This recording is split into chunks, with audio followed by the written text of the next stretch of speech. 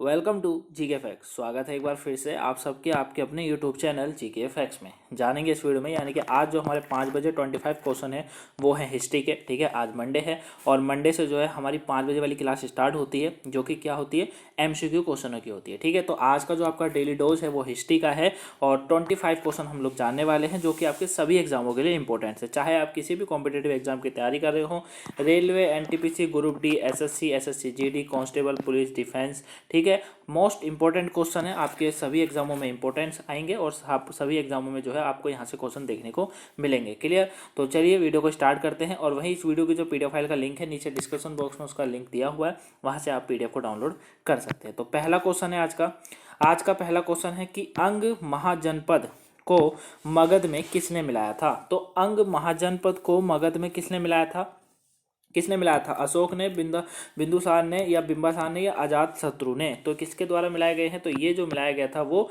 बिंबासार के द्वारा मिलाया गया था। थर्ड ऑप्शन इसका बिल्कुल राइट आंसर है। ठीक है, बिंबासार ने ही जो है अंग महाजनपद को जो है मगध में मिलाया था। अब कैसे मिलाया था देखिए बिंबासार जो थे इन्होंने ही इस महाजनपद को मिलाया था, क्योंकि इसको जीता था और जीतने के बाद यहाँ की जो राजकुमारी थी उससे जो है विवाह भी किया था। तो याद रखिएगा, थर्ड ऑप्शन बिल्कुल राइट आंसर है। चतुर्थ बौद्ध संगीति कहाँ हुई थी? तो चतुर्थ बौद्ध संगीति ये कहाँ पर हुई थी? तो ये जो हुई थी वो कहाँ हुई थी? वो हुई थी कश्मीर में। ठीक है, फर्स्ट ऑप्शन बिल्कुल राइट आंसर है। कश्मीर के अंदर ही चतुर्थ बौद्ध संगीति जो है ये हुई थी, ये आप याद रखिएगा। देखिए, जो ये चतुर्थ बौद्ध संगीति ये दो भागों में हुई थी।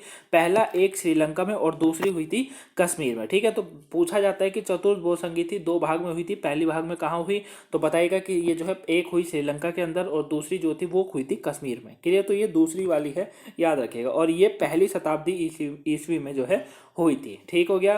नेक्स्ट क्वेश्चन है, नेक्स्ट है निम्नलिखित में से कौन सी धार्मिक पुस्तक प्रश्न उत्तरी के रूप में है? तो कौन सी पुस्तक ऐसी है जिसके अंदर प्रश्न उत्तर है? ऑप्शन में से कौन सी ऐसी पुस्तक है?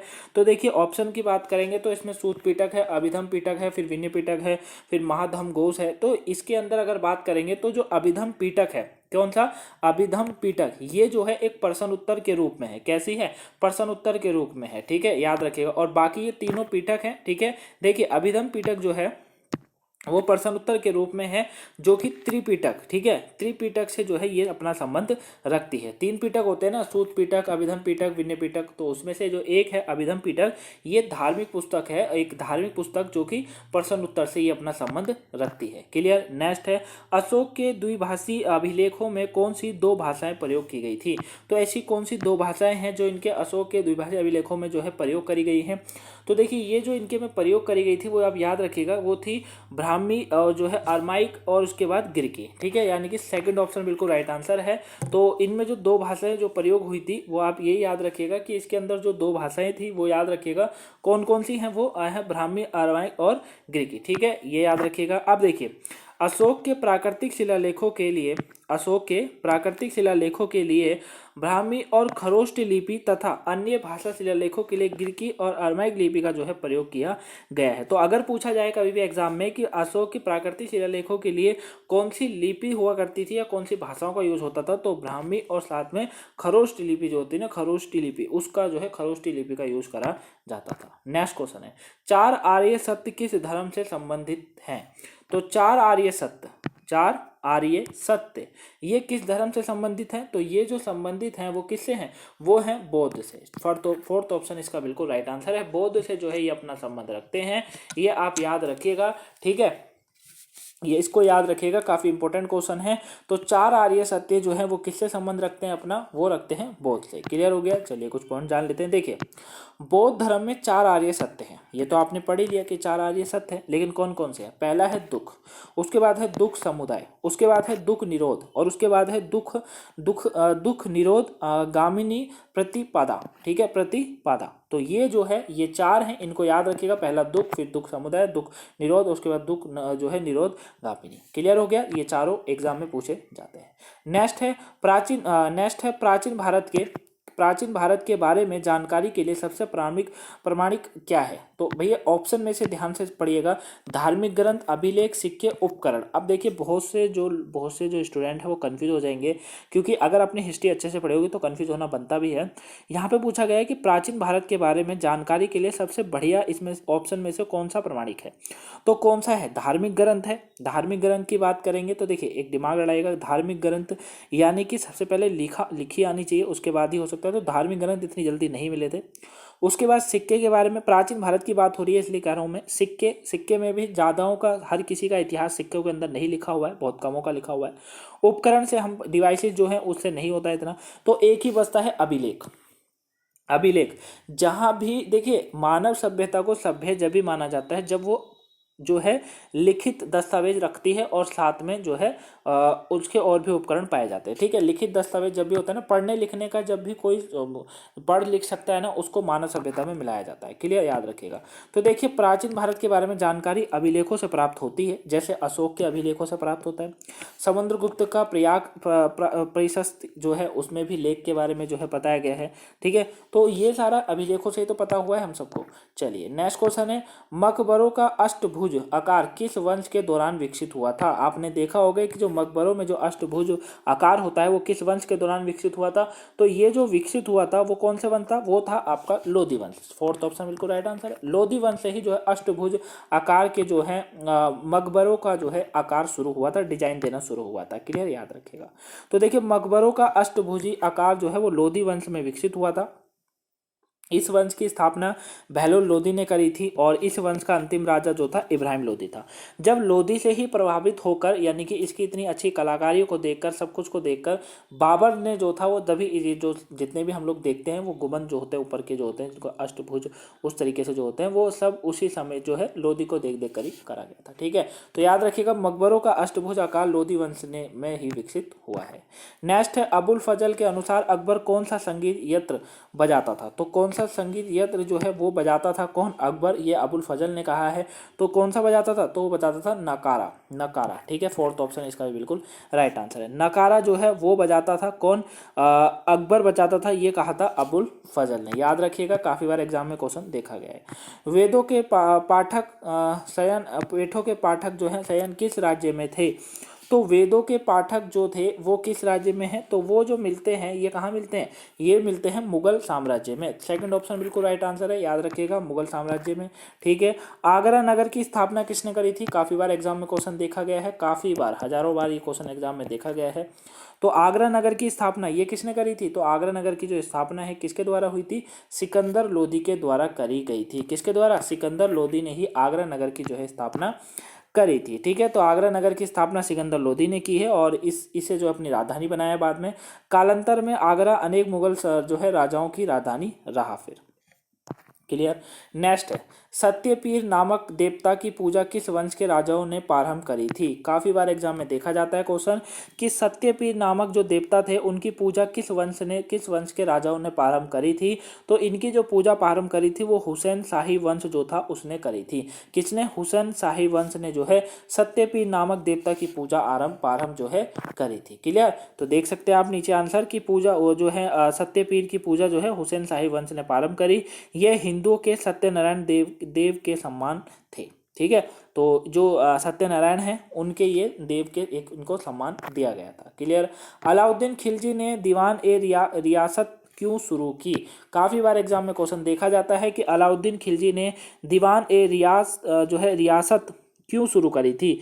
तो रियासत, ये जो दीवान ए रियासत थी इसको शुरू करने का कारण बाजार नियंत्रण था। क्या था? बाजार नियंत्रण था। इससे अकबर से ना काफी बार हजारों टाइम क्वेश्चन निकलते हैं, क्योंकि अकबर एकमात्र ऐसा जो था सुल्तान था, राजा था, जो भी बोले आप, एक ऐसा राजा था जो कि पढ़ा लिखा ना होने के बाद ही बहुत ज़्यादा ही इंटेलिजेंट और सक्षम था। इसके द्वारा कितने भी कार्य करे गए ना वो सारे कार्य बहुत इंपॉर्टेंट बनते हैं हिस्ट्री के पॉइंट ऑफ व्यू से। ठीक है, और जो यूपीएससी पीसीएस वाले बच्चे उनके लिए तो बहुत, मतलब अकबर से तो काफ़ी क्वेश्चन पूछे जाते हैं, जैसे इसकी बाजार नियंत्रण नीति पूछ ली जाती है उस तरीके से। ठीक है, तो अलाउद्दीन खिलजी जो था ये इसने दीवान ए रियासत क्यों शुरू की थी ये आपको बताना है। तो बाजार नियंत्रण के लिए शुरू करी थी, ठीक है। अच्छा, अलाउद्दीन खिलजी की बात चलिए, मैंने आपको अकबर का बता दिया, लेकिन अकबर का भी याद रखिएगा। अकबर का बता दिया, मुझे लगा अकबर की बात चल रही है, माफ़ कीजिएगा। अकबर का भी याद रखिएगा। देखिए अकबर यूपीएससी हो गया, बाकी जितने भी नीचे के एग्जाम होते हैं एसएससी, रेलवे, बैंकिंग, यहाँ पर भी अकबर से रिलेटेड काफ़ी क्वेश्चन पूछे जाते हैं एग्जाम में, ठीक है। क्योंकि अकबर के द्वारा सारी नीतियाँ बहुत ज़्यादा अच्छी थी और बहुत ज़्यादा नियंत्रण में थी। अलाउद्दीन खिलजी की भी नीति काफ़ी बार पूछी जाती है और सबसे इंपॉर्टेंट यही वाली है, बाजार नियंत्रण वाली। ये काफ़ी बार एग्जाम में जो है इसके बारे में लिखने को आता है, ठीक है। तो बाजार नियंत्रण दीवान ए रियासत क्यों शुरू करी थी? बाजार नियंत्रण के लिए। अब बाजार नियंत्रण से क्या मतलब है, चलिए जानते हैं। देखिए, अलाउद्दीन खिलजी को उसके बाजार नियंत्रण के लिए जाना जाता है और यहीं से क्वेश्चन काफ़ी बार एग्जाम में आता है। उसने इसके लिए दीवान ए रियासत नाम का विभाग शुरू करा था, ठीक है। और ये कहा जाता है कि इसने जो है कम तोलने वालों का मांस काटने का जो है हुक्म दिया था। क्लियर? तो बाजार नियंत्रण काफ़ी अच्छा जो है करा गया था, लेकिन थोड़ा इसमें कठोरता भी काफ़ी थी। नेक्स्ट क्वेश्चन, उर्दू को काव्य भाषा बनाने वाले प्रथम कवि कौन थे?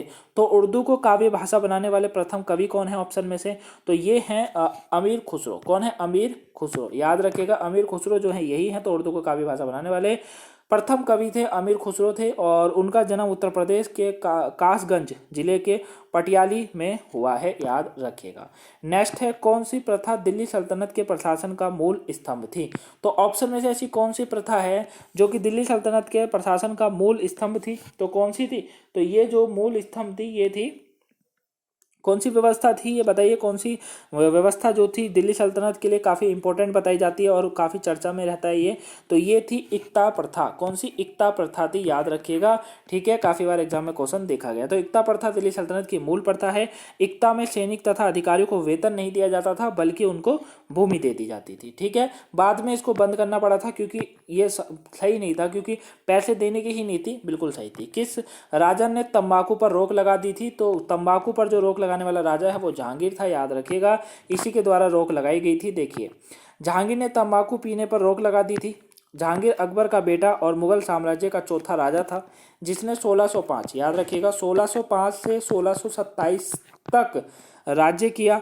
जहांगीर ने तंबाकू का प्रयोग करने वालों के लिए एक सजा निर्धारित की थी कि अगर भैया किसी ने भी पिया तो फिर वो गया।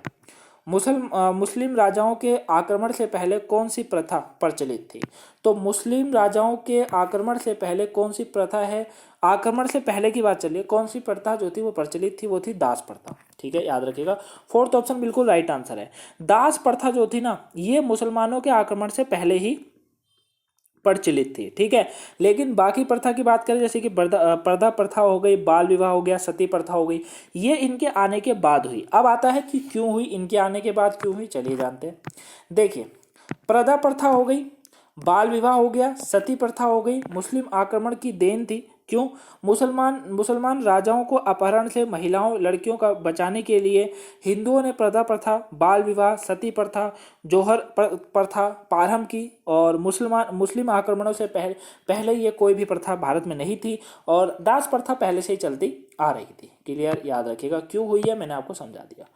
कबूलियत और पट्टा किसने शुरू किया था? तो कबूलियत और पट्टा ये किसने शुरू करा था? तो ये जो शुरू किया था वो किया गया था शेरशाह के द्वारा। फोर्थ ऑप्शन बिल्कुल राइट आंसर है, याद रखिएगा। तो शेरशाह जो था, शेरशाह सूरी वंश का राजा था। 1504-45 तक जो है राज्य किया इसने। और कबूलियत और पट्टा उसने ही प्रारंभ की थी। शक्तियों का हस्तांतरण तथा भारत का बंटवारा, यह दोनों प्रक्रिया कितने दिनों में पूरी कर ली गई थी?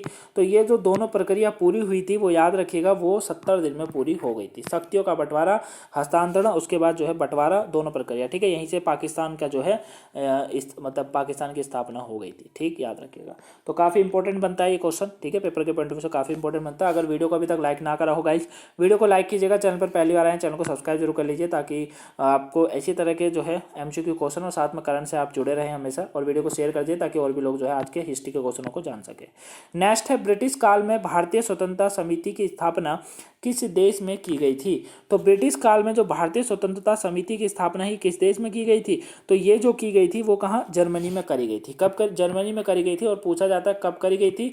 1914 में करी गई थी, ठीक है, 1914 में जो है करी गई थी। और ब्रिटिश काल में ही भारतीय स्वतंत्रता समिति की स्थापना ये 1914 में करी गई थी। क्लियर हो गया? चलिए नेक्स्ट क्वेश्चन है, निम्नलिखित में से किस आर्थिक राष्ट्रवाद का पथ प्रदर्शक माना जाता है? तो किस आर्थिक राष्ट्रवाद का जो है पथ प्रदर्शक माना जाता है? तो ये जो माना जाता है वो माना जाता है आर.सी. दत्त को। किसको? आर.सी. दत्त जो थे उनको माना जाता है। ठीक है, याद रखिएगा। और नेक्स्ट क्वेश्चन है कि निम्नलिखित में से सबसे पुराना रक्षा बल कौन सा है? तो सबसे पुराना रक्षा बल निम्न में से कौन सा है ऑप्शन में से? तो ये है असम राइफल्स। ठीक है, असम राइफल सबसे पुराना जो है रक्षा बल है भारत के अंदर। क्लियर, याद रखिएगा, असम राइफल्स काफ़ी पुराना है। ठीक, चलिए वही बात करें असम राइफल की स्थापना की तो 1835 में जो है 1835 में इसकी की गई थी। इसका मुख्यालय शिलोंग में स्थित है। क्लियर। नेक्स्ट है कानपुर की घेराबंदी में विद्रोहियों का नेतृत्व किसे किया? तो नेतृत्व जो है किसने किया था इसमें? तो इनमें जो नेतृत्व करा गया था वो किसने किया था? वो किया था नाना साहेब ने। ठीक है, फर्स्ट ऑप्शन बिल्कुल राइट आंसर। कानपुर की जो घेराबंदी हुई थी उसमें नाना साहेब ने ही करा था। कानपुर की घेराबंदी 1857 के विद्रोह का महत्वपूर्ण हिस्सा थी। इसमें नाना साहेब ने विद्रोह सेना का नेतृत्व किया था। यह घटना 5 से लेकर 25 जून 1857 के बीच में घटी हुई है। ये याद रखिएगा इंपॉर्टेंट पॉइंट्स को। साइमन कमीशन की नियुक्ति किस वायसराय के कार्यकाल में की गई थी? तो साइमन कमीशन की नियुक्ति किस वायसराय के कार्यकाल में हुई थी?